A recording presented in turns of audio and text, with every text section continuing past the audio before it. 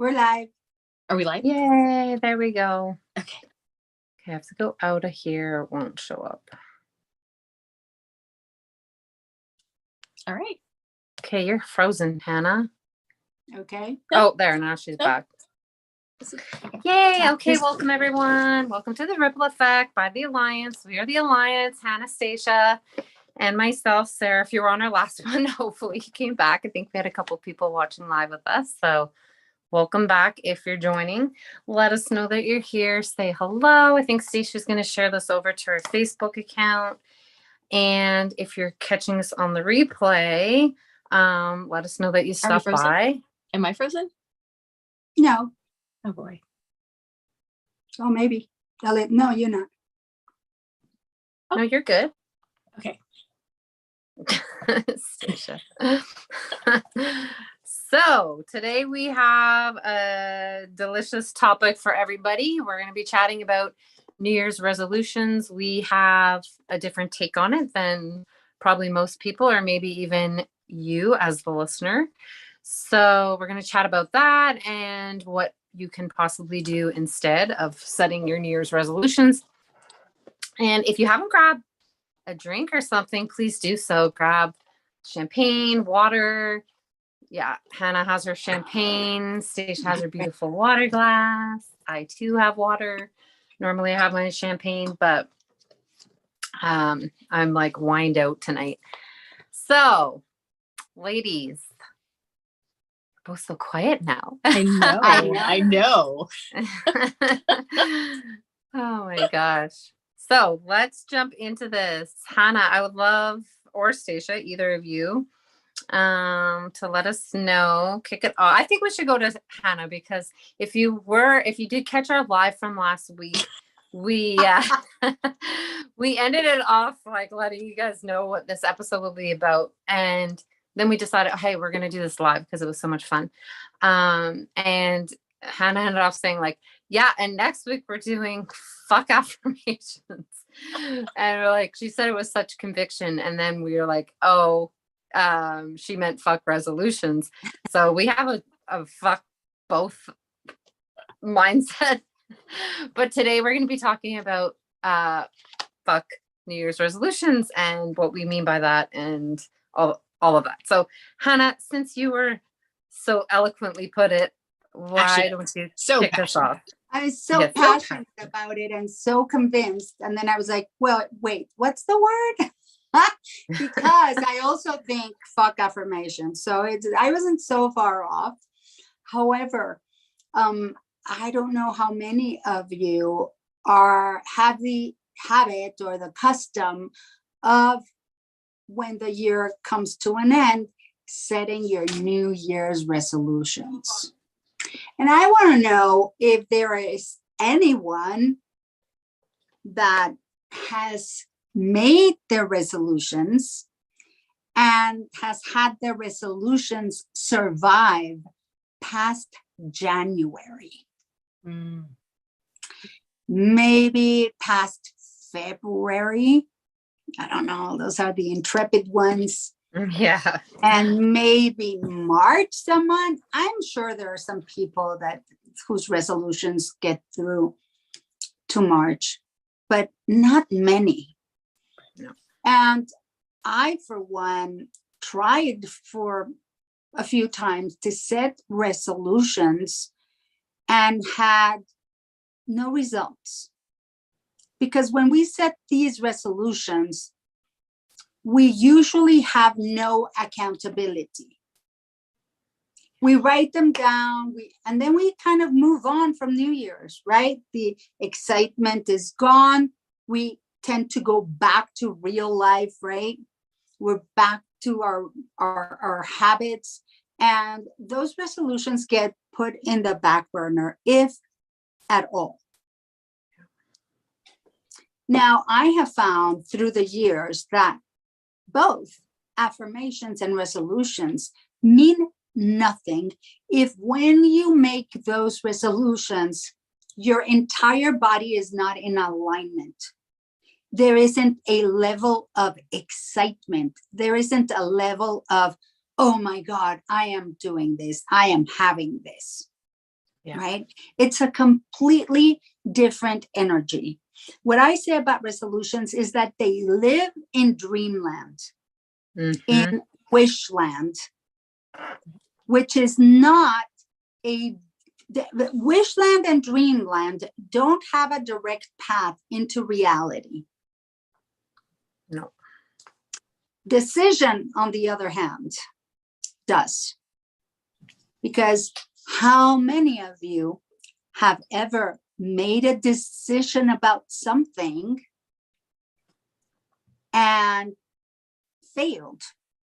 When you make a decision, but when I mean really decided, like from the gut, from the heart, where every part of you is in agreement with this decision, have you ever failed?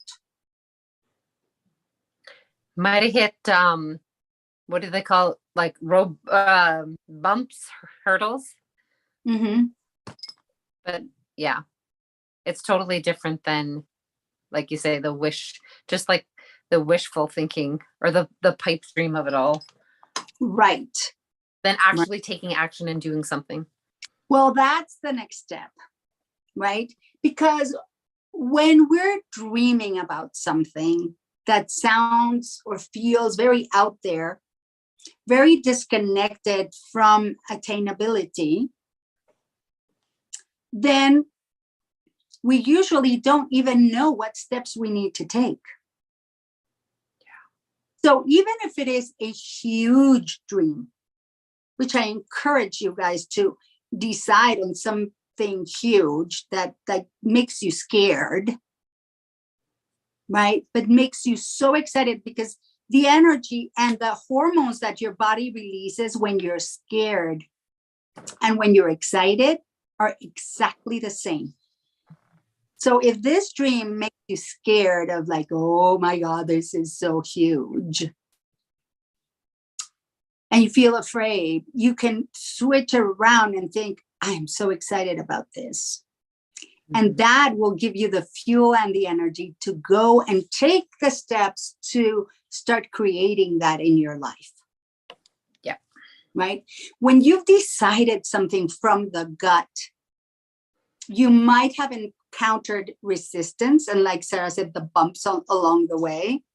But when you decide, no bump is too big, no challenge is too horrible or difficult that will make you quit. Because when you've decided, it's as good as done. Yeah. Okay. And when you do your resolutions and they look so cute on your little journal that you just got gifted for Christmas, and you're like, oh, these are my resolutions. Some of you might go and burn it, with a full moon, or do your rituals and do your thing and save it for the special moment. And you go bring your paper. Some people put, there's a ritual that I used to do all the time, where I would put my desires inside the Bible in Psalm, I think it was Psalm 23. I don't remember, it's been so long. And in a Ziploc filled with white rice, because rice is for abundance. I don't know. There's so many meanings behind it. And today we're not going to talk about rituals, but I would stick my things, put my Bible, and put one in the Bible, one of my resolutions in the bag of white rice, and all these things. And yay, that was it. I did my ritual, and then that was the end of that. Some things did come true, but they came true because I decided. Same thing with vision boards. A lot of people invest so much energy doing their vision boards. But when there is a disconnect between you and your desires, there is no way it's going to happen. Even if you do the steps, even if you work hard, even if you try so hard, because there's always a part of you that says, that little voice, right? That says, that'll never happen. Who do you think you are? You're not worthy of that dream. blah, blah, blah, blah, blah. And we have all these tiny little voices going. But interestingly, these voices can come in different ways because they can come from different parts of your body, right? You may desire a wonderful relationship with a person, but you have a broken heart and you haven't done the work to heal, or you haven't decided, I am going to have a relationship, punto, full stop.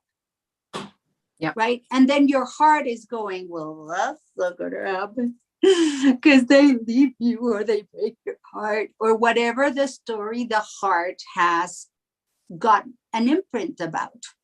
They betray you. My story is like, I can't trust anybody. They'll betray me. That's my story. What's yours? Yeah. Well, and when you were saying that, I was thinking about, like, for me, I know so many people say, like, oh, I'm going to lose weight. I'm going to lose the 30 pounds or whatever it is. It's always like weight loss stuff. And then your story made me think back to, like, when I lost weight and the journey that I went on and how it was a mindset journey first. And then I was so I loved myself and had that confidence in myself that I was able to then lose the weight. So for a lot of people, they come in with these New Year's resolutions, like, yeah, I'm going to lose 30 pounds. That's it. But then they don't succeed because, like you say, they haven't done the work behind the scenes to be like, no, it's like comes down to, I need to do the healing work to love myself. Right. And for me, it was like, when I committed and made a commitment to myself, that's when I was able to, like, go down that journey and work on my mindset. And then that led to me being able to lose the weight. But if I had come in and just been like, yeah, I'm going to lose the 30 pounds and that's that, or 20 pounds or whatever it was. And I would have failed. I would have failed. And then people think then you get in this cycle of like, well, I'm never going to lose the weight, or they never work. And it's just such a fucking arbitrary thing. And I'm well, I'm going to speak to that, and I'm going to give you 2 nuggets of, I don't even want to call it gold. I'm going to call them diamonds. I'm going to call them canary diamonds.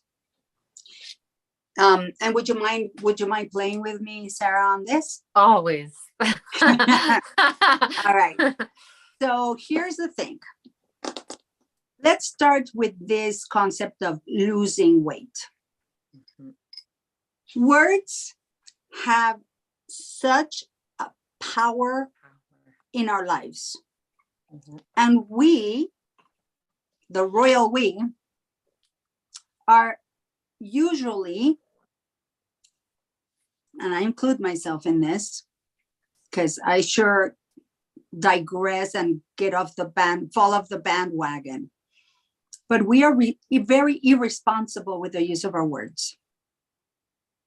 That's what we're trained to do. That we grow up that way. That's what they want from us, is to be using these words that keep you trapped, because it's so much easier to control. Yes. And so when we begin to wake up and understand how powerful each word that we utter is, things begin to change. So let's do this exercise. So Sarah, let's pretend that you are on your way to a meeting with, I'm not going to say with a client, but like to have somebody that's really popular, that's visiting Canada, and they want to interview you. And you're running to a TV interview. Let's say you're a podcast interview. And you're ready, you're looking stunning, you're fantastic, ready to go, so excited. And you go to get your keys for your car and you can't find your keys. Okay, and you have plenty of time at this point. But you spent 15 minutes looking for your keys, you can't find your keys. Can you feel the level of intensity that has just bubbled up in your body? What are you feeling? Stressed. Completely stressed, right? So at this point, just thinking about it, your body's releasing cortisol and adrenaline. Okay, you're getting into fight, flight, or freeze. Yeah. and what is normally your preferred thing to do, you're going to go there. So you can start freezing and panicking and going, oh my God. And then you stop looking because you're just like, oh my God, I'm going to be late. Oh, this is such a big deal. And and your mind starts going, or you keep looking frantically, right? Or you don't stop and think, okay, let me retrace my steps and see where I could have put the keys. Okay. So we literally go into fight, flight, or freeze immediately. Our limbic system, which is our emergency response systems, is going on high alert, going, well, we lost the keys, find the keys, find the keys, find the keys. All of a sudden, your partner comes over, is like, are these what you're looking for? And how do you feel? Right? Yeah. Relieved. How do you start to feel now? Yeah, relief. Like, okay, I'm good. I'm good. But now you have to bring your body back into homeostasis, which means you have to start. First of all, you have to shut down all that release of hormones that has you like this. Yeah. Because honestly, because I'm pretty sure the exact scenarios probably happened to me before. Although not being interviewed, but like this crazy high profile person, but that'll come. But it's true. You're still like, I know me driving. So I had like a 15-minute drive for like the first half of that. I'd probably still be like vibrating. Really, my body would just be like, you'd be like in overdrive, burning off all that stuff, right? Yes. Yeah. Okay. 100%. But when you find your keys, all of a sudden you're like, oh dear Lord, thank you, God. You start thanking God, all the deities, everything in the world that you can think of, you'll start saying thank you to. Now you're off and on your way. Okay. Now, here's the thing. When something like that happens, you create an imprint in every cell of your body that says losing, bad, bad, bad, finding, good, good, good. Mm-hmm. So now you've created a program in your body. Now you can see where I'm going with this, right? Mm-hmm. And so when we say we're going to lose weight, we've already programmed our body to say, losing, bad, bad, bad, bad. We can't lose. No good. Losing is no good. We don't like to lose. We like to win. We like to find. We like to everything but lose. Yeah. Right? So your body immediately puts up a resistance. Yep. Whenever I've said I'm going on a diet, I start eating everything that shows up in front of me. It's true. I'll start like, I'm going to starve. This batch is going to starve me. I better pack on the calories because she's going to put me in starvation mode. We are going to starve. So how do you call the fire alarms? The five ring alarm? Five alarm fire, right? So all of a sudden, our whole body is going into, oh my God, this crazy bitch is going to starve us again. Yeah. Okay. So immediately there's a resistance, number one. So then if you are able to actually lose the weight, all of a sudden you're feeling so good. You're looking like you're losing the weight. But then you stop dieting. What do you think your body is going to do? Now, mind you, our bodies, every one of our bodies, all they want to do is please us. Mm-hmm. Our bodies want to make us happy. So if we've trained our body, lose is bad and find is good, I've just given you the key to yo-yo dieting. Yep. The minute you stop, the body goes, we now have finished losing all of this weight. It is our mission and duty to make this woman, person, man happy. And we're gonna go and find all of those pounds that she's lost or he's lost. Yeah. And more. Yeah. Why? Because we can. And finding is so good. She's gonna be so happy. And then you pack on the pounds again, and you're like, freaking body, I hate you. And and the body's only doing what you programmed it to do. So talk about mixed signals. Yeah. Do you think your bodies are confused? Where else do we give our bodies mixed signals? Yeah. That could be your homework for the rest of the week or the rest of the month. Exactly. Right? Where do we give our bodies mixed signals? So then you're like, freaking body, and their body's like, oh, I thought I would make you happy when you lost your keys, and then we found them, you were happy, and now I found you all this weight and more, and now beating me up. Well, what if instead of saying I'm going to lose weight, we used our words differently and said, I'm going to get fit. I'm going to release the weight that no longer serves me. Mm-hmm. Changing from losing to releasing and letting go. Mm-hmm. Feel the difference of the energy. I'm going to lose the weight. That sounds terrible. It is heavy. It is thick. It is icky. But I'm going to let go of the things that no longer serve me, including those 30 pounds. Exactly. The body's like, I can do that. Or I am going to be fit and healthy. Yeah.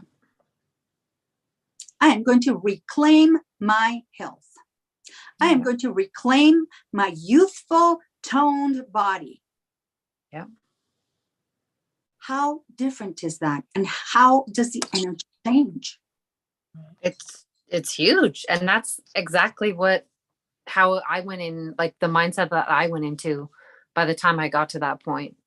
And like, it felt effortless. Like it felt easy then. And it wasn't, there wasn't pressure on it. And it wasn't about, by the time I got to that point, it wasn't about like, oh, I have to lose this weight.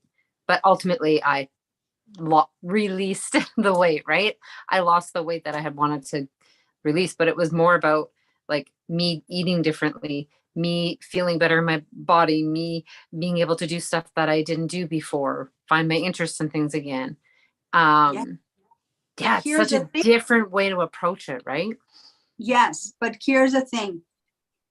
Send yourself back to the times where you wanted to lose the weight and failed. Find one time when you said, I'm going to lose it, and then failed.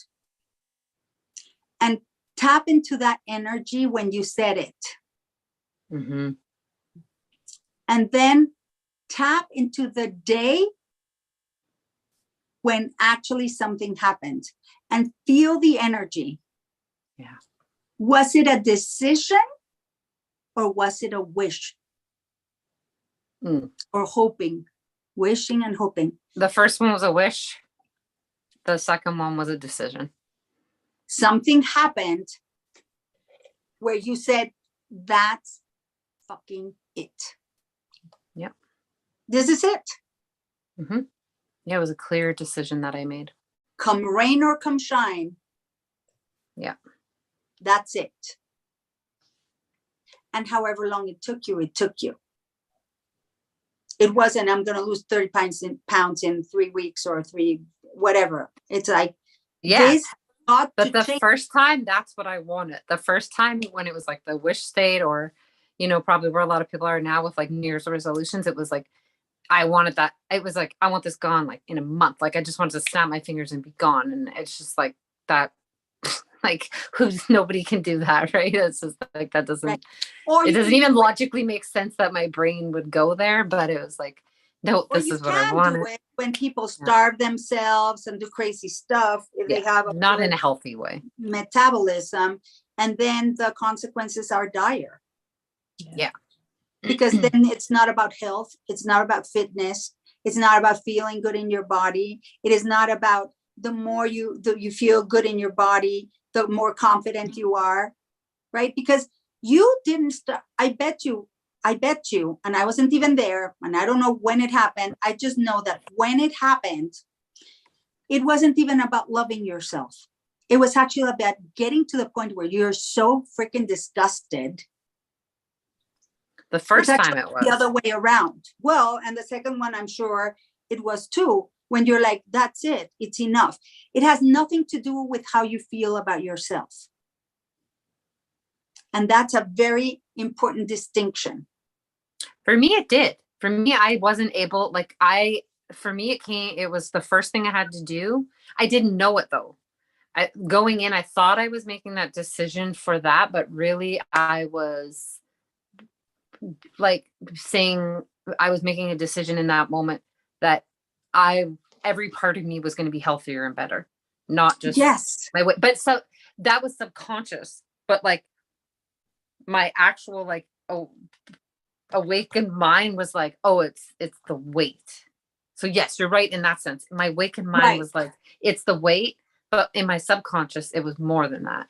Yes, but the love for yourself and for your body can come as you're doing it, and as you start to feel better about yourself, as you gain the confidence, then you start gaining that love.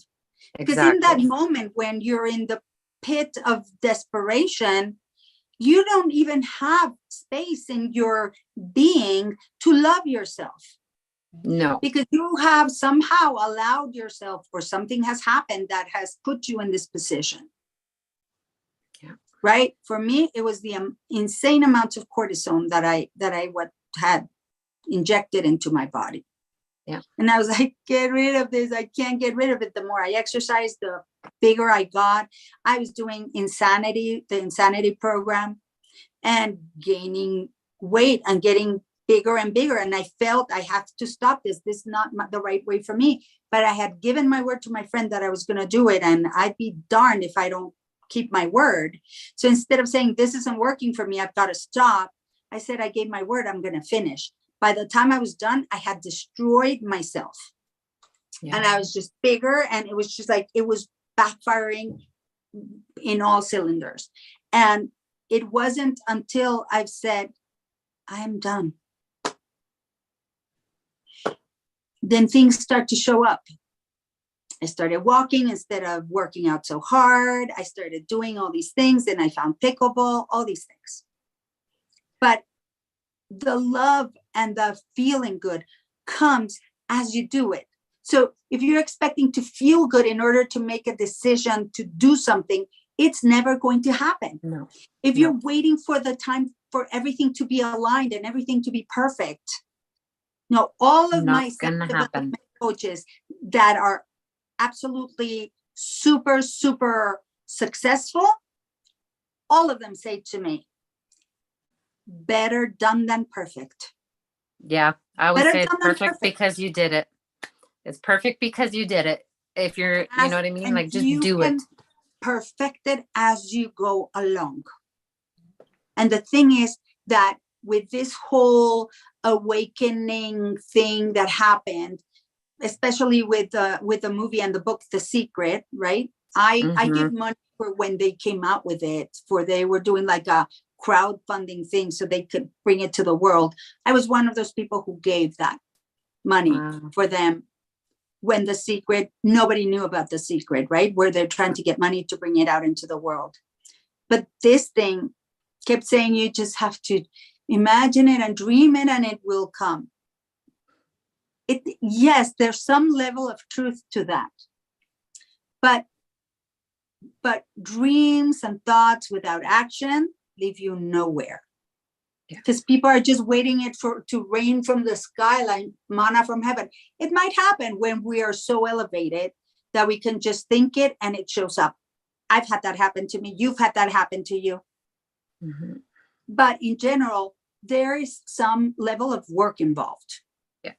There's some level of action that needs to be taken. There's some level of following your instinct and allowing yourself to take the next step and the next step and the next step and the next step. Yeah. And there's doing involved. Yes. Right. And until you, in every aspect of yourself, remember, take yourself to that time when you've made a decision about something. I'm doing this. Right? I can think of two times, one for each one of you, where you've said, I'm doing this. Right? Stacia, you decided you were going to get certified with yoga. Yeah. Right? Yeah. You made that decision. Yeah. And you did it. How it happened, you had no idea how it was going to happen. No.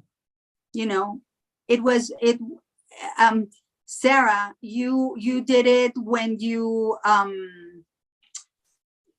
decided you're going to move, right? When you said, okay, that's it. I'm moving. I'm doing this. Yeah. And then everything just, once you make that decision, the universe conspires to help you. Yeah. Things start getting lined up, but you have to just feel like, oh, what if I go into town today? Because if you'd gone another day, it may not be the right thing.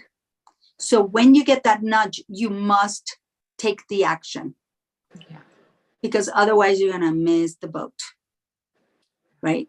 And it's the same thing with resolutions.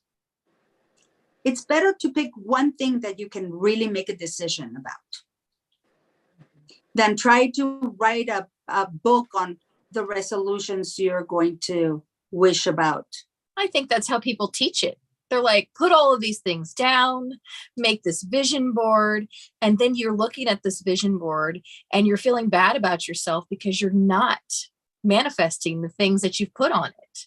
Yep. Because your intentionality behind it is not there.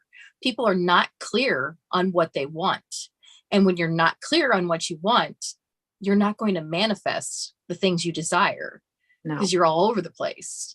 And, people are really bad about following, these programs that always come out at the end of the year, telling them how they're going to get things done. When I think Jana Kingsford said, manifestation is the action. And that's what we miss. People think that we just put out this is what I want to have. And now I'm going to sit down. And where is it at? And wait for it to vision board all day. Yeah. Look at your vision board every day. It's like, what steps did you take towards that? What?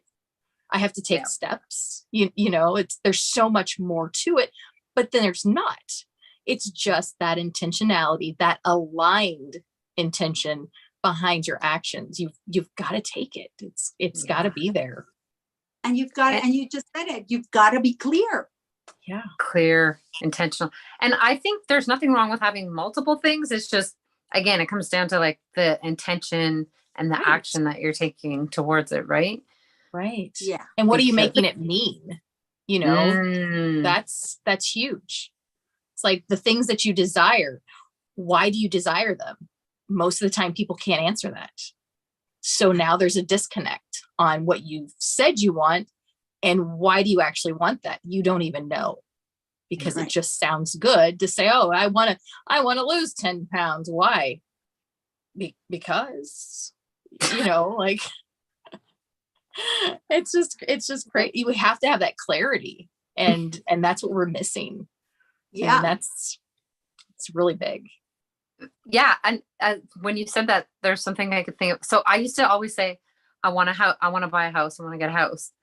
And then again, I think of like that intentionality behind it, because once we had a house, I was oh, this isn't all I thought, right? It's not that great. And I'm like, this isn't what I want. And even Andrew and I, we were originally like, we were still in that mindset of, okay, we're going to build. And then I decided, no, I don't really want that right now. I'd rather be able to move around and try different places. And And I brought that conversation up with Andrew, and then he was like, yeah, that sounds great to me. He's like, I never wanted a house. I was like, what? And like, it was just, but it's like this thing. It's like, oh, I gotta have a house, or gotta get married, or gotta, lose the weight, or gotta quit smoking. Like, there's things that are, yes, it's good, but it's like, why do you want to do it? Right. And like smoking, that's a big one. Why are people having such issues stopping smoking? Because they really don't want to stop. Exactly. They're like, this is the year I'm going to quit smoking. Do you actually want to quit smoking? No, you are addicted to it. You love it. Like, again, it has to go back to like, why do you want it? Do you want to be healthier? Do you want to be around for your kids? Like, there's got to be more to it than just, oh, it's bad, so I need to quit. Or somebody said you have to do it. Yeah. It's like, well, you just hit it on the head. Bad for you when you started, so that can't be the answer. They want to quit, but they've already told themselves, well, I smoke because I'm stressed. It helps. They're giving this positive reinforcement for the cigarettes instead of using that tactic to, why do I want to stop? You have to have that positive reinforcement for why you want to stop, not just, well, I want to stop. And then they stop right there, and then they don't succeed because they don't have that structure of, well, I got clear on what I want to do, and now I'm going to do it. Instead, it's like, well, I'm stressed out, I'm going to have a cigarette, or, however that works. So, yeah, because it's that stronger than the actual desire of stopping. Right. Mm-hmm. Right. And it's imprinted in them. Yeah. And see, the Latin for decision it comes from decidere, from the Latin, right? The etymology of the word. Decidere means cutting off all options, all other options. I like that word. When you decide, there's no other option for you. Right? That's why I say there shouldn't be a plan B. Right. Because when people say, oh, you want to be an actor, but you better get a plan B, go to school for a plan B. Well, what do you think you're going to end up doing? The acting or the plan B? Because you got to cut off all other options. The people who make it in whatever they desire, whatever they've chosen, don't have a plan B. Because for them, it's either you do that. Like when I decided to act, I was like, I had no plan B. I had no options if I failed. I hadn't gotten to that point. I didn't think about it. I didn't spend a minute. Okay, I didn't spend 5 seconds thinking of what if this doesn't work. Yeah. I was like, I'm going to try it. If it doesn't work, I'll figure it out when it doesn't work. But I'm not going to be planning for it not to work. If I really want to do it, why would I plan for it not working? Just like when people save for a rainy day. Well, that rainy day is sure going to come your way because you're prepared for that. And that creates a feeling of expectation. And that expectation will attract it. And unfortunately, we're really good at expecting all the things that we don't want. Right. Because we haven't sat down for a half hour to ask ourselves, what do I really want? Right. What would make me happy? What do I really want to do? Do I want to continue with the program? You are born, you go to school for half your life, you get married, you have children, you build a career, you get married, you have children, and then you die. And then you dream your entire working life of what you're going to do when you retire. And then you retire and you die because you don't know what to do with yourself. And then you die 3 months later after retiring, and you never do the thing you dreamt about the entire time you were working. How does that make any sense? No, I know. And I know so many people that's happened to. Yeah. It's sad. It is. And they spend their entire life dreaming of when I retire, where I'm going to do this, I'm going to travel the world. Okay, figure out a way. If you want to travel the world, figure out how you're going to do it now today. Right. Today. Not in a year, not in 10 years. How could I get it done today? Make a decision. That's the energy of a resolution. Mm-hmm. When I do this, then I'm going to be happy. Yeah. Yes. Yeah. When Sarah got her house, she was like, what the heck? Yeah. All I wanted to have was a house, and now I have the house, and it's like, what? It's like, it doesn't even feel good. Why? Because ultimately what we want is to feel good. Mm-hmm. Ultimately what we want is to feel accomplished. Ultimately what we want is to feel safe and secure and free. Mm-hmm. Right now, for me, I can tell you, I've never held a job in my life, right? I don't feel like I've worked a day in my life. I've held a few jobs, but I very quickly quit because I am an entrepreneur, and I cannot have someone telling me that I have to come into an office, into a cubicle from this time to this time, no matter what. I'm like, I have things to do. It's like, I can't be there today because, I'm like, I am actually busy doing other things. So imagine how long I would last at a job, about maybe 2 days if I'm lucky, because they'd quickly catch on to me. Right. But I have created my life around my desire of freedom. Yes. Right. Yeah, you're I'm now perfect in Mexico City. I've been here for months. Like, I've been here since the beginning of September. Right. I came with a one-way ticket. Yep. Okay. And then I'm like, I don't know where I'm going next. I don't know what's happening. I'm just like, at this point, sometimes you got to sit still and wait for your next step to show up, because that's another thing. We try to rush everything because we want it, and we want it now. Yep. Then we try to rush things. And sometimes the next step is not cooked yet. You have to give the universe a time to figure out. Maybe I'm going to meet the love of my life on my next thing. But if I leave to Paris now, they're not going to be ready.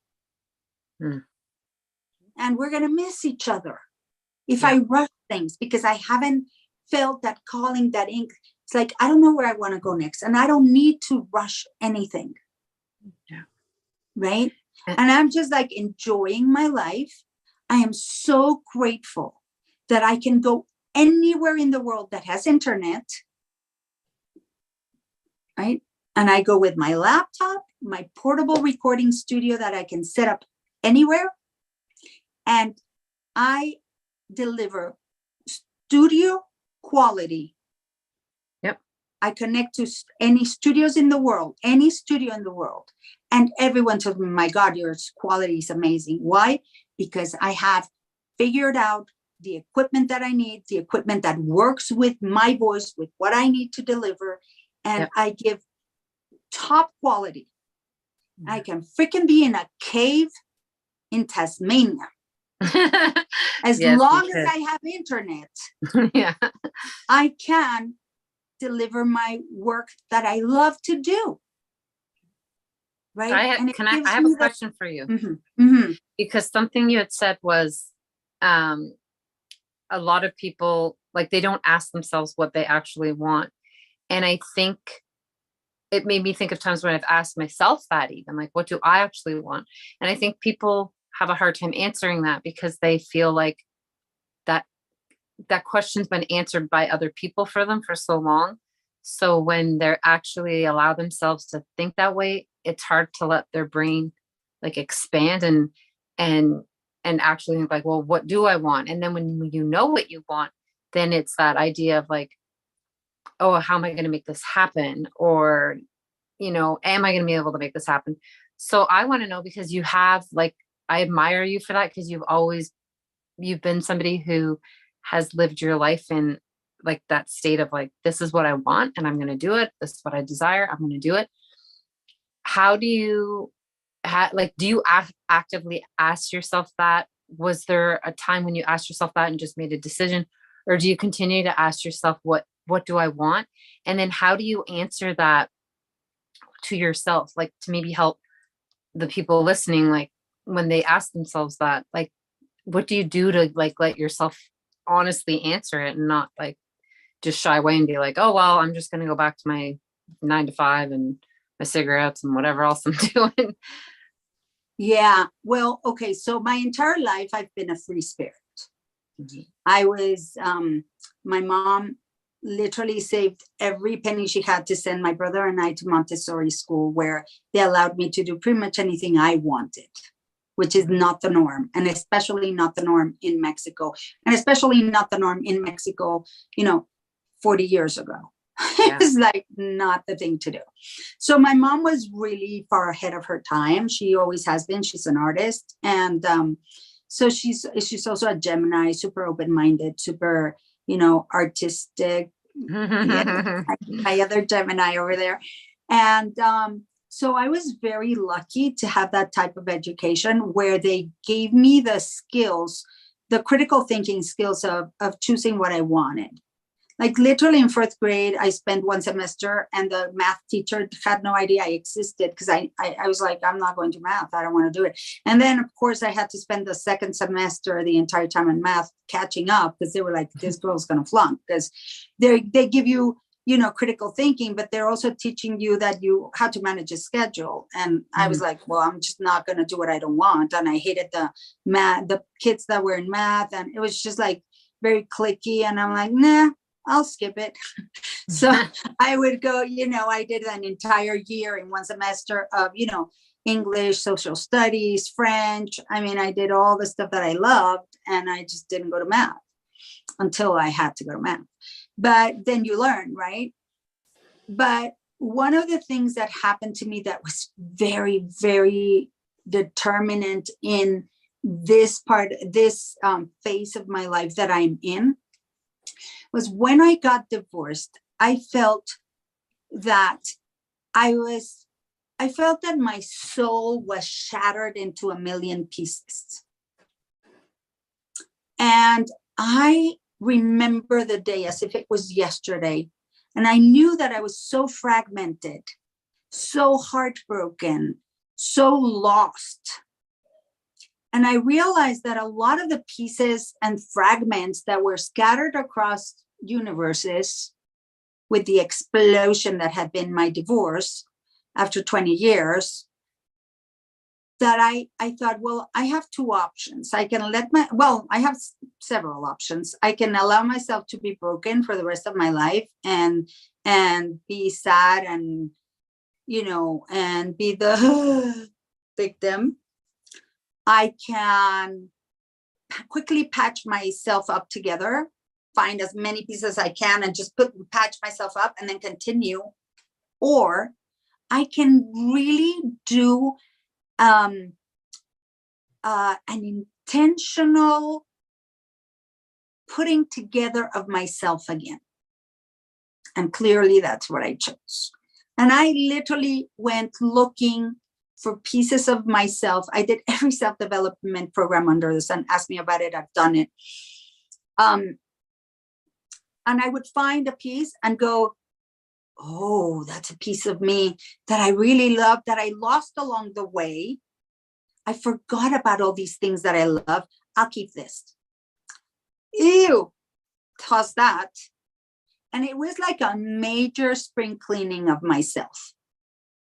And I literally went, toss that out. Ooh, hate that. I don't like that. Ooh, I love this. I'm keeping this. And I literally put myself back together in a way that made me happy, that made me proud, that made me who I am today. And I was like, I'm just going to do what I want. I'm going to make me happy. And then when I'm happy, I can make other people happy. And slowly but surely, it was not a one-day thing. Took a while. There was a lot of grief. There was a lot of sadness. I did not know, and we talked about grief the other day, right? And how we're not taught how to grieve. And I was in survival mode. All of a sudden I became head of household. I had my daughter to take care of. My ex had just like taken off with our company, with our just everything. And I was literally sitting in $1 million home, and I couldn't turn the heating on because I didn't have money to pay the bill for the heat in New York in the winter. Meanwhile, he's in Venice living it up with his new 35-year less old girlfriend, right? I think he's 35 years older than he's 30 years older than she is, something like that. Insane. I know, gross. And I was like freezing and with my daughter, right? And I was like, and I promised myself I will never be in that position again. And I reinvented myself. I had quit acting because he didn't like me acting. And fortunately, voiceover found me. But how did it find me? I started doing translations because I was a professional translator. I found this company in New York City. I sent my resume. I said, I'm a translator. I started doing translations for like, I think it was 15 cents a word. Like I was earning peanuts, but I was earning something. And then one day, one of the producers saw my resume. It's like, you're an actress. Would you do a voiceover? And I'm like, yeah, I'm an actress. I can do it. And I moved into the voiceover department. And then I was able to not do translations again. I don't like doing translations. I was an interpreter at one point, and I did legal stuff for people who are looking for asylum in the US. And I heard stories that were so heartbreaking. I'm like, I never want to do this job again. And I was able to slowly move myself out of it. I did have to do it for a while because I needed to create cash flow. And that was better than other jobs. Like my friends who are actors, they spray perfume at Macy's. And I was like, I can't. And I see people coming at me with a perfume and I'm like, duck, like run away. It's like, I didn't want to be that person. Right. And I'm like, no. And then whenever I felt like, oh, I'm going to get a job, they offered me this big marketing job because I've been in advertising and marketing. And I was about to say yes to this job because it was a lot of money. And my stomach was like, don't do it. Don't do it. Don't do it. And it was like another 5-alarm bell, whatever. And 5-alarm fire, right? And my body was saying, don't. I was like, the minute I imagined myself walking into that office to work, I was like, I will die. My soul, my spirit will disintegrate. And I had to say no. So that's my barometer or thermometer or whatever you want to call it. My thermostat is like, if it feels good, yay. If it feels bad, I'm like, I'll have a hard pass.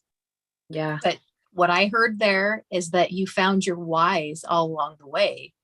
And I think that people don't consider that your why can change as you grow and as you move forward. And that's another thing, they put these expectations that this is what it's got to be. And when it's not, they start grieving what could have been instead of deciding, well, you know what, this is why I want to do this. And this is what I'm going to do instead of staying in that stuck energy. And what's interesting is when you make that decision of your why, you want to do this, like for me, freedom is like, I think it's number one. Peace is number two, right? If I don't have peace, I'm like, thank you, I'm leaving. I'm out of here. I can't, I won't. Yeah. Right? Yeah. But when you're clear about it, the external can change and can evolve and can move into different things. Yeah. Right? I've had opportunities to do new stuff, and now I'm getting into this whole new arena, a new level of stuff with the sound and frequencies and healing.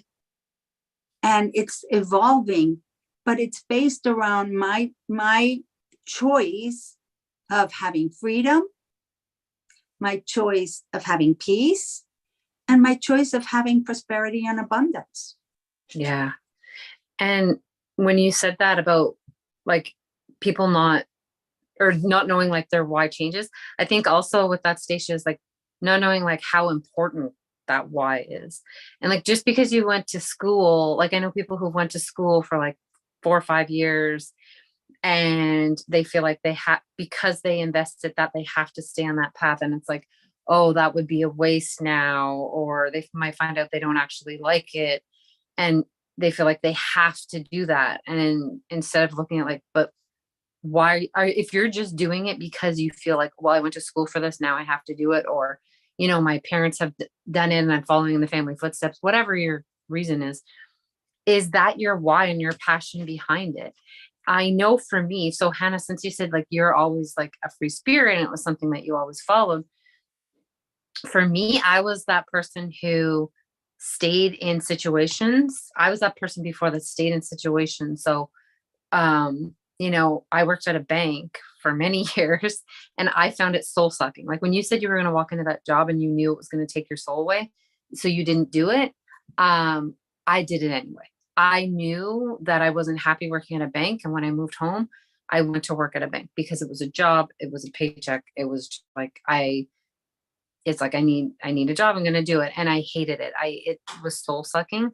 And finally I was like, why am I doing this? Like I have to, I want to find something that would be more fulfilling to me. And I applied to a job in a charity. I didn't get it the first time. I applied the second time, didn't get it. Finally, the third time they gave me the job, but it was like, it came down to me looking at why was I doing that? Okay, I didn't want to do that. Why do I want to do something else? Well, I wanted to feel more fulfilled. I wanted to feel like I had a purpose and like my job was doing something beneficial. And what better way than working in a nonprofit? And and then I made that decision. I didn't stop. Like I applied for the same job twice and didn't get it. And I'm not giving up. Like I know it was being patient and waiting. And then finally they offered me the job and I got it and I loved it. But I was that person that it took a long time for me to see how important that was. So I know there's going to be people listening that are either end, right? There might be people listening who are like you, Hannah, and they're like, no, if I don't want to do something, I don't do it. And I follow that and I listen to my gut and I go for it.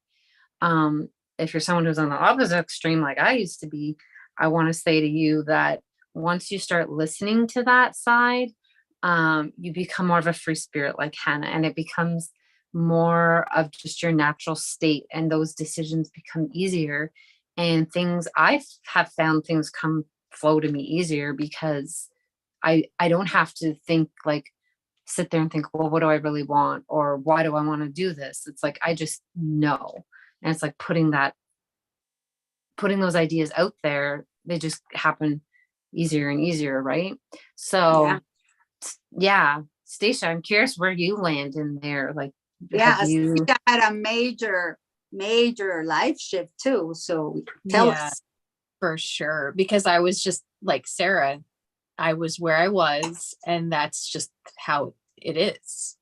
And I don't want to be at this job, but that's the job that I have to have because I went to school for that job. So I have to have that job, and everything just had to fit into this little box. And, then all of a sudden my husband passed away, and a few years later we're in a pandemic, and it was like, what is happening? But then I started seeing all the ways that I had been keeping myself stuck in the patterns that I was always falling in, because I didn't understand that I had this ability to decide. And that was really huge, because once you start deciding, you start trusting yourself, and you start trusting this higher power, whatever you believe in, that the two of you are going to work in a partnership, and things are just really going to start happening for your highest good, instead of butting up against a wall because you're not wanting to see that there's anything else. There's no other options. So feeling like you don't have a choice. Yeah. Mm-hmm. Right. Yeah. And look at the change you've made, because you did a 180, right? Oh, Oh, definitely. like you went from a scientist. Yeah, who's made the biggest 180s, Stacia? I mean, right? It's insane. Like I can do sperm counts or I could do a mediumship reading. It's like such a difference of where I was and where I am, you know? Boy. Yes. Right.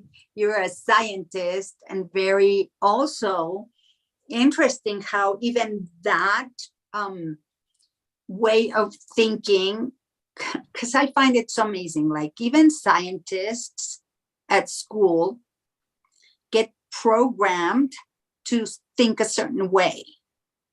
Like if you think you're a scientist, right, you go to school for science and stuff, you think that the education would be to think outside the box and go wild and come up with a million options for something and dream up stuff. I don't even think they give you time to dream up your own things, right? No. You've got to follow a plan. There's a syllabus. You stick to that. You don't try to find something that nobody else has yet. You do it, you do what you're supposed to do on your lesson. So yeah. Right. And that's why people who have been tremendously successful usually are the ones who quit school and say, like the FedEx guy, right? He wanted to present that as a thesis, and all his teachers told him he was insane. It would never work. Yeah. So he left, he did it, and it worked, right? Who's laughing now? Yeah. Right? So many people were like, well, I'm going to do it like this. No, that'll never work. Oh, are you crazy? Who do you think you are? That'll never work. That'll be, you're not worthy. All the little voices that are not even our voices. No. Yeah. And I saw a clip from, I don't know what you'd call it, like a meme thing. But anyway, it was Joey from Friends, or whatever his real name is. I can't think of it right now. And he said, he was on a talk show and he said, yeah, I told my mom, like, Mom, I think I'm going to quit my job and go and try and be an actor. Oh, Matt LeBlanc. Matt LeBlanc. Thank you. I'm like a huge Friends fan. I couldn't think of it. And and his mom said to him, no, oh my God, what are you thinking? Don't do that. That's like crazy. And then the guy's like, well, what does she say now? And he said, she says, thanks for the Mercedes. Like, he's like, okay, he's like, oh yeah, once you go and do it. But it's true. It's like all these ideas of like, well, if I go do that, this is crazy. Don't leave a stable job. And I know we've talked about that before, but it's one more decision, and it takes a lot of courage. And even when we're talking about New Year's resolutions, I think that's why it's so easy for people to make these things. Because I think deep down it's just this arbitrary thing that they throw out there that there's no safe. It's safe. That they don't know, because I think part of them maybe thinks like, well, I am going to fail at this, right? This is going to only last a month. It's never going to happen. It's a game. Yeah. Instead of it actually being like, no, this is a fucking decision that I'm making. I remember one year I made a decision, wasn't a resolution. I remember it being a decision that I was like, I want to do, like, I had taken on so much the year before that I was like so overwhelmed. Like, I'm making a decision that I'm not overcommitting myself to things that I don't want to do. And I did that the whole year, and people just got used to it after a while. They're like, oh yeah, Sarah's not overextending herself because that's just what she decided to do. And that was the only time I kept something that it wasn't a resolution, right? Or this crazy idea. And like, it wasn't a resolution. It wasn't a resolution. A resolution is a thing that you can dream up and nobody's going to hold you accountable, and nobody's going to come in March and tell you, what have you done towards your resolution? Yeah. And you're going to have to answer to that. Right. Yeah. Not going to happen. No. And people dip out. In resolutions, you're on your own. Right. People dip out of their resolutions because they don't see an immediate, yes. Again, something doesn't happen immediately. And so they're like, well, I gave it a try. It didn't happen. So Gave it a shot. Yeah. It's like the planting the seed thing. Oh, I don't see it growing. Meanwhile, it's like, oh, But if you would have just kept watering me a little longer, would have poked my head out. Throw the Right. plant away. Yeah. Right. Or It's dead. start digging, right? Yeah. Yeah. Did it sprout yet? Did it sprout yet? And then you kill it. It's like rats. I have to start all over again. Right. Yeah. How Oh, many times do we next year? start over? Right. Mhm. Right. Now, do we have any comments or questions or anything? Can you guys see? No, we haven't had any on the chat. We have a couple Okay. of people watch, 3 people watching, or I can't see from here. 2 or 3 Welcome. people. Keeps changing. We Yeah, love you. keeps changing. Thank you for being here. Yes, thank you for being here. Okay, any last minute thoughts on I think overall you guys get the idea here. What we're saying is, like, if you're stepping into the new year, just it's time to like look at your why. It's time to make a decision. It's time to take action. This isn't a time for what did you call it? Like making it, I feel like it's wishing on a star or something.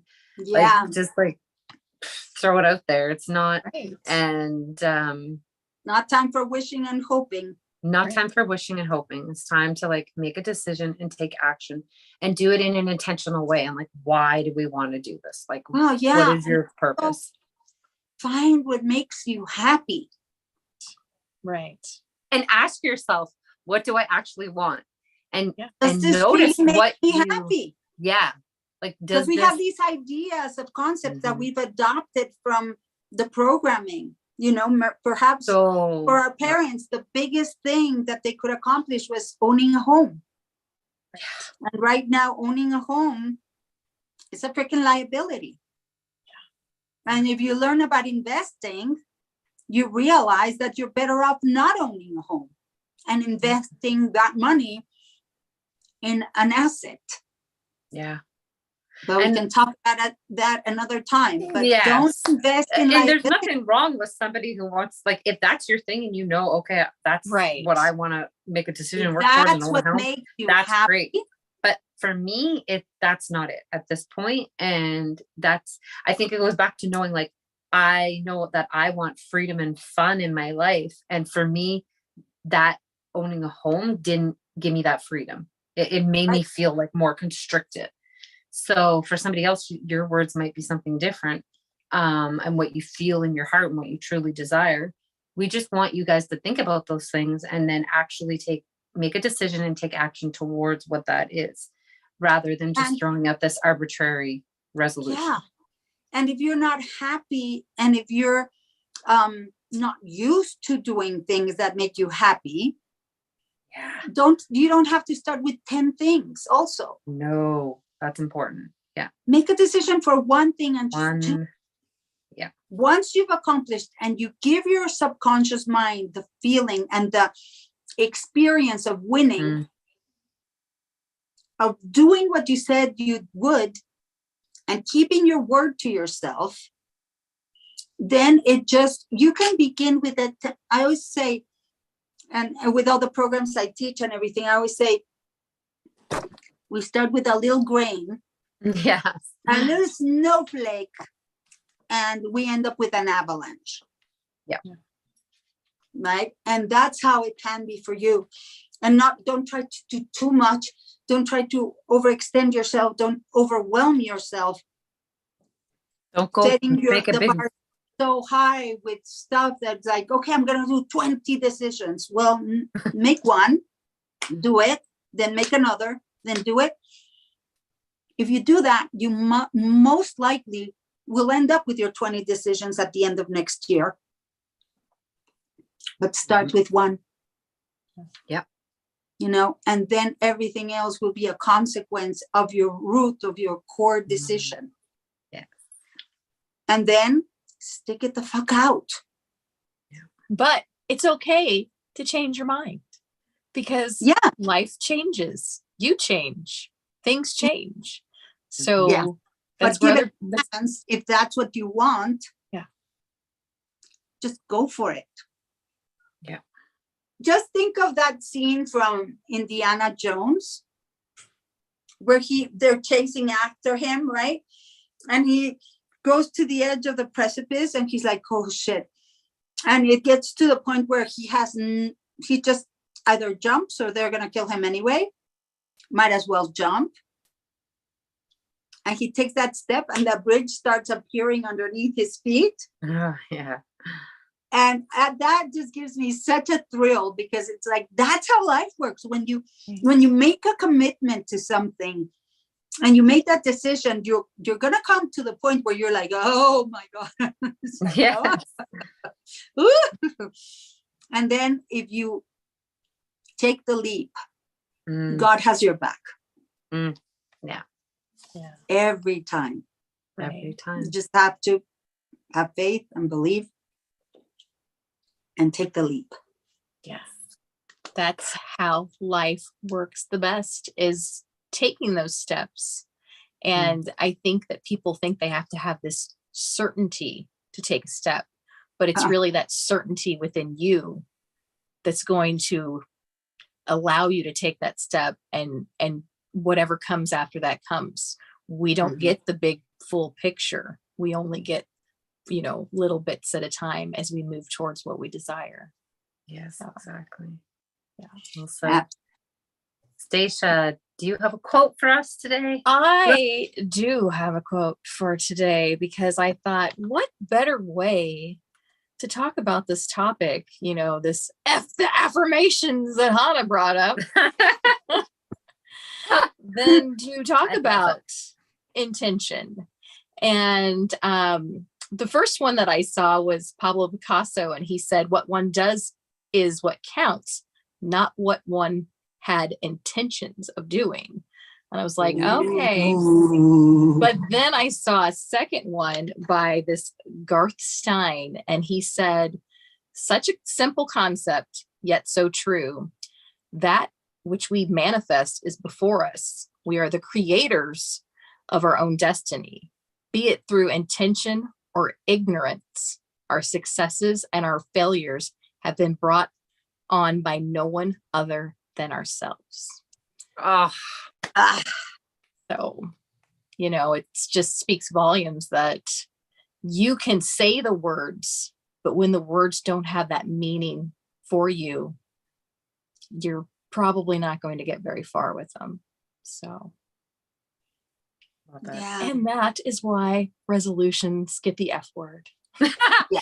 Fuck resolution. Yes. And that one thing is, when you make a decision or a choice or a resolution or a wish or whatever, based on someone else's expectations of you, they're not going to work. Right. No.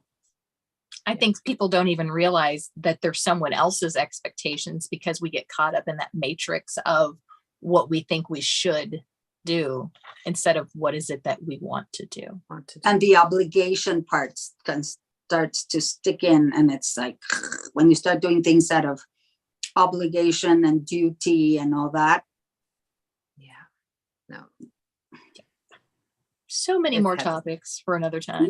I know. I'm like, my mind went to same thing. I was like, let's write this down. What are we going to talk about? We will get there. We promise. Thank you, everyone, for being with us. So exciting. Happy New Year, everyone. Yes, let's ring in the New Year's early. Yay. Yes. Cheers. Cheers. Happy New Year's. Happy New Year. We hope you all have a fabulous New Year's. And you don't have to wait till January 1st to do whatever you want. No. Yeah. Go fucking do it now. This is exactly, like, start now. That's another thing. Anytime I've started early on these things and just been like, no, I'm just doing this now. It's like, you don't get in that weird mindset of like, oh, it's January 1st. I have to start January 1st. Right. Fuck January 1st. Okay. Fuck resolution. Fuck January 1st. Start today. Make this your day. Fuck affirmations. Fuck resolutions. Fuck January 1st. January. Fuck everything. Fuck everyone. Oh, well. That's funny. Okay. Wonderful. So for our next 3 episodes, you're getting a deeper, deep dive with Hannah. Our first interviews with Hannah, then it's myself, and then beautiful Stacia. you will get to know us a little bit better. We had so much fun interviewing one another and asking questions that we think will help allow you to get to know each and every one of us a bit better. So that will be our next 3 episodes. And then we'll see what we come up with after that. So if you have anything you are interested in hearing us chat about, let us know, send us a message, email. This triggered something in you, or you know, if you heard something that you'd like clarification on, or you would like to expand on it or whatever, please let us know. Put them in the comments or send us an email at the rippleeffectpod@gmail.com. Yes. And we have to receive your mail and answer your questions. And yes. And you know what I thought of today? I haven't told you guys. So here we go again. She's going rogue again. Yeah. I was like, oh my God. In 6 months, I'm already writing the questions for a second deep dive into each other, because I'm like, oh, there's so many questions I have for Sarah and Stacia that we didn't get to ask in this. And there's questions that I would like to talk about myself that we didn't touch on the first episode. So I'm already starting to work on questions for an episode that we're going to do it probably in about 6 months, because we're not going to bombard you with, you know, all not, of me. And we have some fun things that we have planned. Yeah, we'll be doing a part 2. So yay! Yay! Love that. And I would also like to know, when you make your decisions, like if you want to share them with us, either here or in an email, we'll hold you accountable. We'll ask you at the end of January. We'll ask you. Was it a resolution or an actual decision? Did you talk to yourself first? Well, get clear. What is it that you want? That's don't be afraid to greatest starting point. And don't be afraid to answer that question, because like I think back to like when I couldn't answer that, and that's frightening. It's frightening. So don't be afraid to answer it, or let yourself discover what you truly desire. Sit with it. Sometimes you don't have to have the answer immediately. No, you don't have a gun against your head. Like no one's standing there with a gun. What do you want? Things start to show up in your life, and then you're able to say, "Oh, that makes me happy." Oh, I don't like that. But listen to that. Yeah, like Hannah did when she was going to go into that job, and she like listened and said, "No, this will literally suck my soul." So many of us ignore that. So, yeah. We could talk for another hour about that. So I will wrap this up. And thank you again for being here. Happy New Year's, everyone. We will see you next week. And let us know if you like these live. Did you like it live on YouTube? Do you like them live on Instagram? Do you want to just like record in advance? We want to know what you guys like. I had fun on Instagram. I had fun interacting with everybody. Yes. But I want to know what everybody else enjoyed, so we know what to keep doing in the future. Thank you all. Thank you for being here. Yay. Thank you. And thank you, friends. Happy New Year. See you next year. Yeah.